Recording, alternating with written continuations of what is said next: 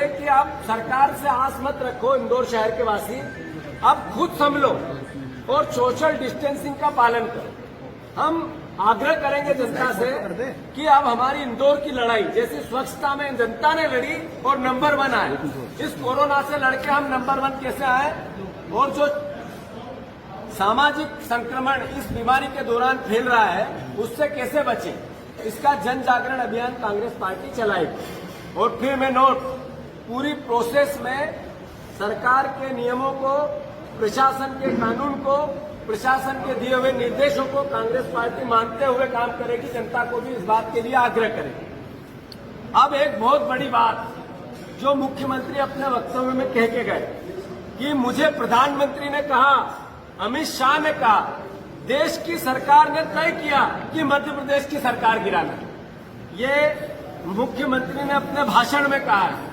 तो मैं मानता हूं कि जो कांग्रेस पार्टी बार बार बात कह रही थी कि मध्य प्रदेश की सरकार गिराने के चक्कर में पूरे देश में कोरोना की महामारी फैली, लॉकडाउन लेट किया, और साथ ही साथ जो एयरपोर्ट को रोकना था, एयरपोर्ट लॉकडाउन करने थे, राहुल गांधी जी ने जैसा सजेशन दिया था उसके बावजूद नहीं किया।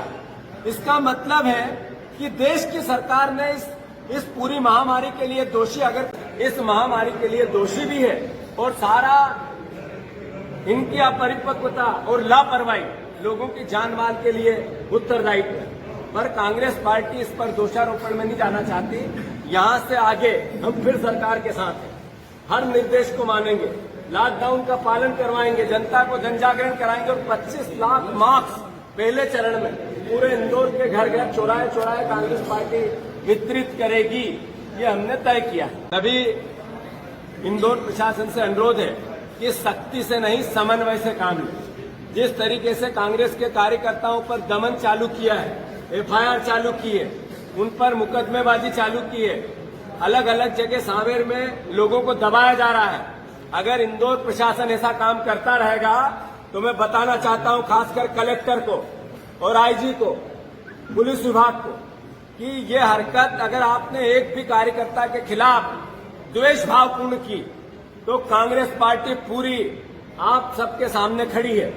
एक कार्यकर्ता को किसी प्रकार का किसी भी रूप में आपने पीड़ित किया तो आप प्रशासन के नौकर हैं, पार्टी के नौकर नहीं है। ये गलती अगर होगी तो आपको भुगतना पड़ेगा।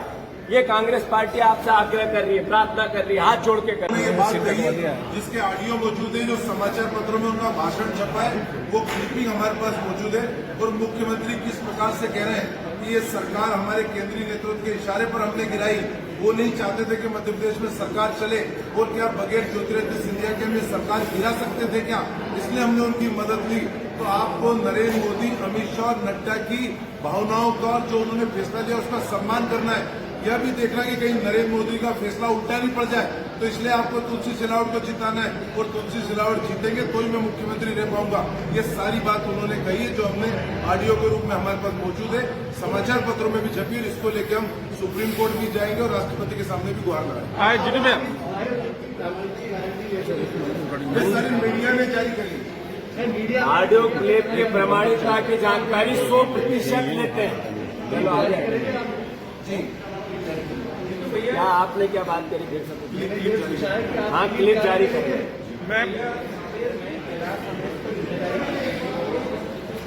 जहां तक बात है, जहां जाते हैं वहां उनका विरोध होता है, जहां जिस कार्यकर्ता से बात करते हैं वो उनसे हिसाब पूछता है।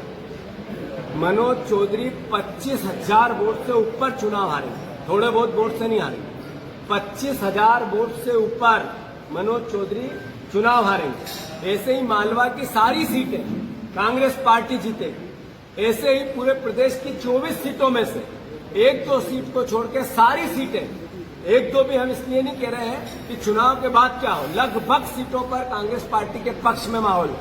मैं मानता हूं कमलनाथ जी का व्यक्तित्व, उनका 1-1.5 साल 15 महीने का कार्यकाल बनाम 15 साल का कार्यकाल, ये सब इस बात का घोतक है कि कांग्रेस एक सीट जीतेगी। जहां चुनाव हो रहे हैं जीतू भाई, जहां चुनाव हो रहे हैं वहाँ क्या बीजेपी के बागियों से संपर्क कर रहे हैं, उन्हीं को टिकट देंगे या कांग्रेस को ही मैदान में उतारेंगे? कांग्रेस का कार्यकर्ता और क्षेत्र की जनता कहेगी उसको देंगे।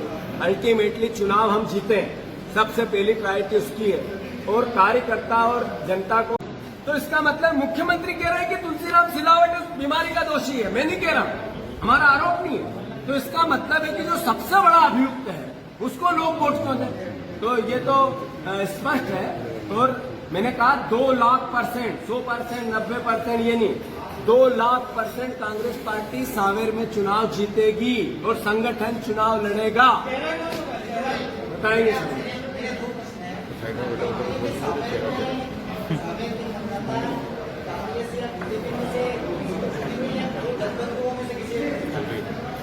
ये न्याय को चुने, नैतिकता को चुने, मर्यादा को चुने और बिके हुए माल को नहीं चुने।